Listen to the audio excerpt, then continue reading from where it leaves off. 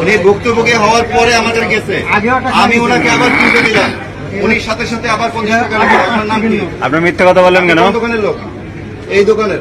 আপনারা গায়ে রেট আপনি চুপ করেছিলেন, ক্যামেরা দেখে আপনি রেট চেঞ্জ করে বলছেন।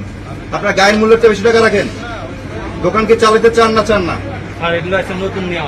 আজকে নতুন নিচ্ছেন, আমি তো বুঝবো না, সেটা তো আমার বুঝার বিষয় না।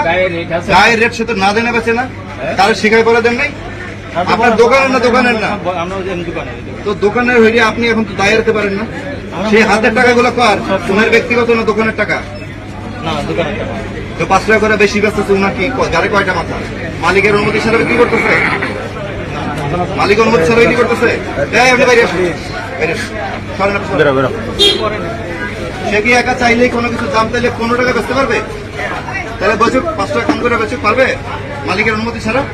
তাহলে মালিকের অনুমতি নিয়ে 5 টাকা বেশি বেচতেছে। আসলে আপনার নাম কি? হ্যাঁ মারুফ, আপনার নাম কি? হৃদয়।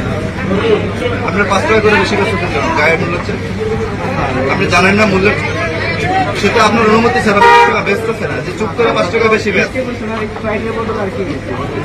2 বার উনি কিনে নিয়ে ধরা খাওয়ার পরে আমার কাছে অভিযোগ দিচ্ছে, আমি ওনাকে নিয়ে আসছি, এমনি নিয়ে আসছি। উনি সামনে বিক্রি করছে, আমি পিছনে দাঁড়ানো। সে তো স্বীকার করতেছে আপনার অনুমতি ছাড়া বিক্রি করছে। দোকান চালাবেন না বাতিল করে দেবো, বন্ধ করে দিব? আমি বাতিল করে ইন্দিরা বাতিলের ব্যবস্থা নিচ্ছি, ঠিক আছে? দোকান চালানো লাগবে না। আপনারা গায়ের মূল্যের চেয়ে বেশি বিক্রি করা যায় না, জানেন এটা? আপনি অবশ্যই জানেন। তো এইখানে বসে কেন বিক্রি করলেন? শহর দেখালেন কেন? এখন জেল দিই আপনাদের, আর দোকানটা বন্ধ করে দিই, ভালো হবে? এই জিনিসটা দেখবো না স্যার, কখনো হবে না। আপনার 20,000 টাকা জরিমানা করলাম ফার্স্ট ওয়ার্নিং, সেকেন্ড বার আমি দোকান ইজারা বাতিল